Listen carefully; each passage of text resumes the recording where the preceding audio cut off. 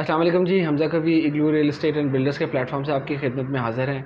आज जो हमारी वीडियो है उसमें हमारा जो टॉपिक है वो लाहौर स्मार्ट सिटी के हवाले से है। इसमें हम ये अपने क्लाइंट्स और इन्वेस्टर्स को बताना चाह रहे हैं, जो हमारे व्यूअर्स हैं उनको हम स्पेशली बताना चाह रहे हैं कि इसमें प्रोसीजर क्या है। अभी तक क्योंकि जो लोग कैपिटल स्मार्ट सिटी में इन्वेस्ट कर चुके हैं उनको तो आइडिया है। लाहौर में ये एक नई चीज़ है और इसके सारे प्रोसीजर्स लाहौर वाले बहुत सारे लोगों की कॉल्स आ रही हैं कि जी क्या है, इसकी बुकिंग कैसे होती है, इसके बाद क्या प्रोसीजर होता है, हमें अलॉटमेंट लेटर कब तक मिलेगा और फिर रीसेल कब तक होगी, और वो सारी चीज़ें जो है ना हमसे पूछ रहे थे। तो मैंने चाहा कि आपको मैं वीडियो से आपको सारी चीज़ें मैं तफसील से समझा दूँ। इसमें होता ये है कि आपने किसी से भी लाहौर स्मार्ट सिटी में बुकिंग करवाई है, वो आपसे डॉक्यूमेंट्स रिक्वायर्ड जो है ना डिमांड करते हैं। जो डॉक्यूमेंट्स रिक्वायर्ड हैं उसमें ये होता है कि अगर आप पाकिस्तान के किसी भी शहर से बुकिंग करवा रहे हैं तो उसमें आपका CNIC, आपकी दो पिक्चर्स रिक्वायर्ड होती हैं पासपोर्ट साइज़ की, प्लस उसके बाद एक नॉमिनी होता है। अच्छा, नॉमिनी के बारे में हमारी ये बड़ी कन्फ्यूजन है कि शायद वो वाली वारिस है। इन केस खुदा ना खासा कोई हादसा हो जाए या कुछ हो जाए तो उसके बाद उसका जो प्लॉट है या उसकी प्रॉपर्टी जो भी है, चाहे वो लाहौर स्मार्ट सिटी में है या कैपिटल स्मार्ट सिटी में है, वो उसको ट्रांसफ़र हो जाएगी। नॉमिनी जो है वो बिल्कुल भी उस कैटेगरी में फॉल नहीं करता। Nominee second person in contact होता है सोसाइटी से। इन केस अगर फर्स्ट जो एप्लीकेंट है, जिसने अप्लाई किया है, जिसके नाम पे बुकिंग हुई हुई है, उससे रब्ता ना हो पाए तो वो नॉमिनी से रब्ता करते हैं। या अगर वो बंदा अवेलेबल नहीं है और उसके प्लॉट की इन्फॉर्मेशन किसी ने सोसाइटी से कलेक्ट करनी है और डिटेल्स वो चाह रहे हैं कि उनको पता लगे, तो वो नॉमिनी उनके बिहाफ पे जाके सोसाइटी से इन्फॉर्मेशन सारी कलेक्ट कर सकता है। तो नॉमिनी का ये पर्पज़ होता है। नॉमिनी वाली वारिस बिल्कुल भी नहीं होता। ये एक आप बात अपने ज़हन से क्लियर कर लें। अच्छा, दूसरा इसमें ये होता है कि नॉमिनी के आईडी कार्ड की सिर्फ जो है ना वो आईडी कार्ड के फ्रंट बैक की पिक्चर्स चाहिए होती हैं। इसमें नॉमिनी की पिक्चर्स नहीं चाहिए होती। पिक्चर्स इसमें टोटल जो रिक्वायर्ड होती हैं वो सिर्फ़ और सिर्फ एप्लीकेंट की पिक्चर्स चाहिए होती हैं। अच्छा, उसके बाद आप जब ये सारी चीज़ें प्रोवाइड करते हैं किसी भी डीलर को, और प्लस आपने पे ऑर्डर देना होता है, पे ऑर्डर या चेक देना होता है कंपनी के नाम का, या आप जिस रियल एस्टेट के साथ आपने के थ्रू बुकिंग करवाई है उनकी रियल एस्टेट का जो है आप क्रॉस चेक दें या आप उनको पे ऑर्डर दें। या अगर आप कैश देते हैं तो आप उस रियल एस्टेट वाले से उसके लेटर हेड के ऊपर प्रिंटेड या हैंड रिटन फॉर्म में स्टैम्प्ड रिसीविंग लाजमी ले लें। अच्छा, ये प्रोसीजर जब वो हो जाता है उसमें वो अच्छा, इसमें ये भी है कि आपका होना ना होना ज़रूरी नहीं है। अगर आप अवेलेबल हैं तो भी गुड है। और अगर आप किसी और शहर में हैं और आपने किसी दूसरे शहर से अपने रियल एस्टेट एजेंट के थ्रू बुकिंग करवाई है तो उसमें वो सिग्नेचर्स जो हैं वो फॉर करके सोसाइटी में डॉक्यूमेंट सबमिट कर देता है। सोसाइटी इस पर एतराज़ नहीं करती। अच्छा, फिर आपने जब ये सारी पेमेंट कर दी है, इसमें यह है कि अगर आपने सोसाइटी के नाम की पेमेंट की है तो फिर तो आप बिल्कुल सिक्योर हैं। अगर आपने किसी डीलर के फॉर एग्जांपल मैं अपनी बात करता हूँ, इग्लू रियल एस्टेट के अकाउंट की आपने जो है वो चेक दिया या पे ऑर्डर बनवाया है, तो इसमें हम आपको रिसीविंग देंगे।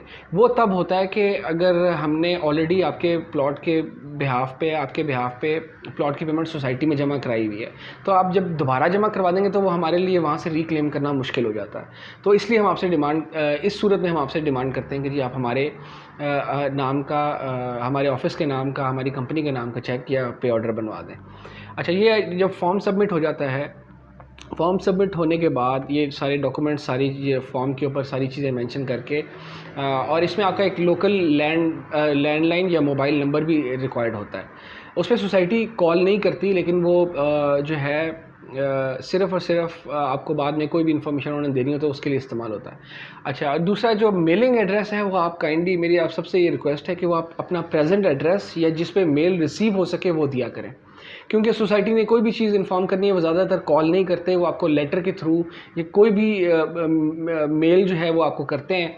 तो वो आप एक्यूरेट दिया करें, ताकि आपको अगर कोई भी सोसाइटी ने इन्फॉर्मेशन देनी है बैलेटिंग के हवाले से, पोजेशन के हवाले से, या कोई भी इन्फॉर्मेशन है, तो वो आपको वो मिल पाए आपके गिवन एड्रेस के ऊपर। लोग इस तरह करते हैं कि वो एड्रेस बाजू का सही नहीं देते, जिसके ऊपर उनको मेल रिसीव नहीं होती, फिर बाद में शिकवा करते हैं कि जी हमें सोसाइटी ने बताया नहीं, और कोई भी ऐसी इन्फॉर्मेशन जो ज़रूरी होती है उनके लिए वो उन तक नहीं पहुंच पाती। अच्छा, ये हो गया। उसके बाद वो डॉक्यूमेंट सबमिट हो जाते हैं। सोसाइटी फिर आपको उस पेमेंट के बिहाफ पे 3 दिन बाद या 4 दिन बाद, मैक्सिमम 4 डेज़ बाद आपको एक स्लिप जारी करती है। लाहौर स्मार्ट सिटी की जो स्लिप है, जो बुकिंग की स्लिप है, वो ब्लू कलर में है, और कैपिटल स्मार्ट सिटी की जो है वो गोल्डन या येलोइश या ब्राउनिश कलर में होती है वो थोड़ी सी।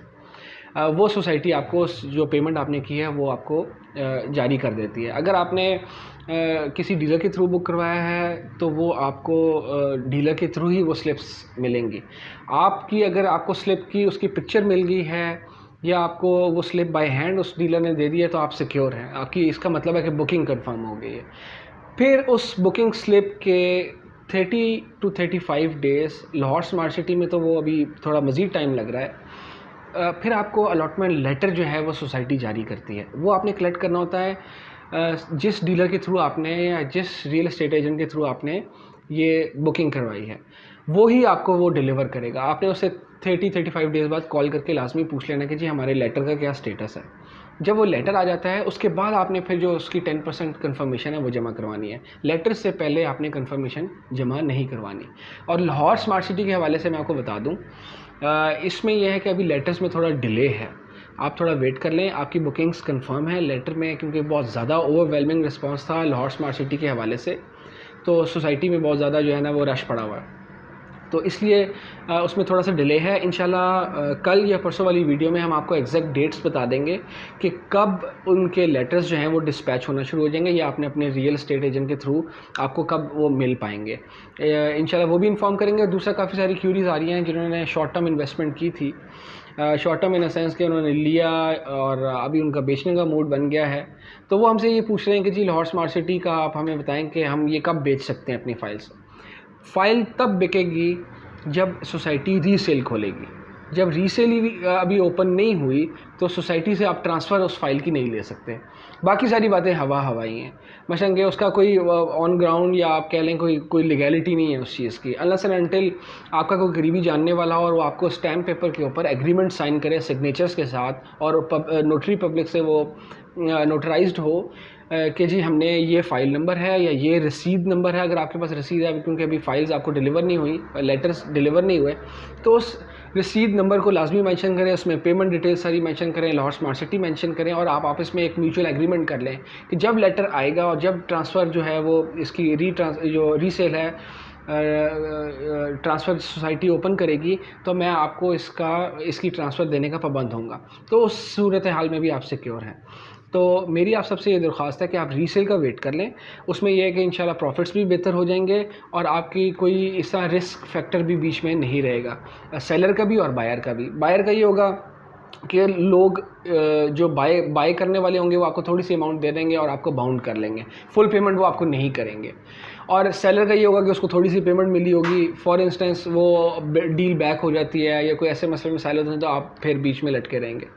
तो मेरी आप सबसे ये दरख्वास्त है कि थोड़ा सा वेट कर लें। इंशाल्लाह आने वाली वीडियो में हम कल या परसों आपको ये भी इन्फॉर्म करेंगे कब रीसेल खुलने जा रही है और क्या उसकी जो है ना कब तक उसके लेटर्स डिलीवर होंगे।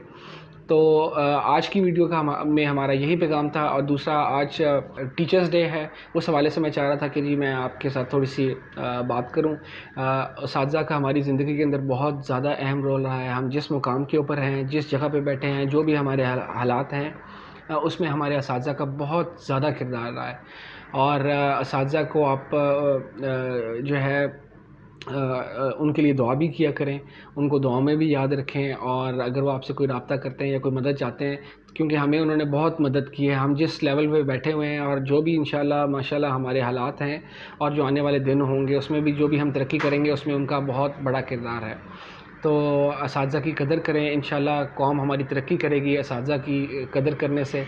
और असातिज़ा से जो है मैं अपने 3-4 जो मुझे याद हैं जिनका बड़ा अहम रोल रहा है, हैदराबाद में हमारी मैम शाज़िया थी, उर्दू की टीचर थी, बाग़ में हमारे सर क़य्यूम और सर अंजुम थे, और इसी तरह एबटाबाद में हमारी मैम गुल बगौली थी, और सर एहसान थे और काफ़ी सारे टीचर्स थे जिनका मेरी ज़िंदगी में बड़ा अहम रोल रहा है, और उन्होंने मुझे जो है बड़े हार्ड टाइम्स में और बड़ा मुझे पुल आउट किया, उन्होंने बहुत हेल्प आउट किया।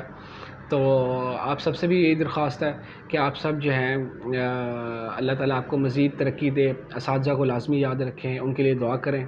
आज की वीडियो से इतना ही। इंशाल्लाह नेक्स्ट वीडियो में मज़ीद आपसे इंफॉर्मेशन शेयर होगी। आप हमारे चैनल को लाइक और सब्सक्राइब करें, और नोटिफिकेशन के बटन को लाजमी दबाइएगा ताकि आपको हमारी नेक्स्ट वीडियो इंशाल्लाह जो भी आए उसका नोटिफिकेशन टाइम से मिल सके। हमज़ा कभी को इजाज़त दीजिए। अल्लाह हाफ़िज़।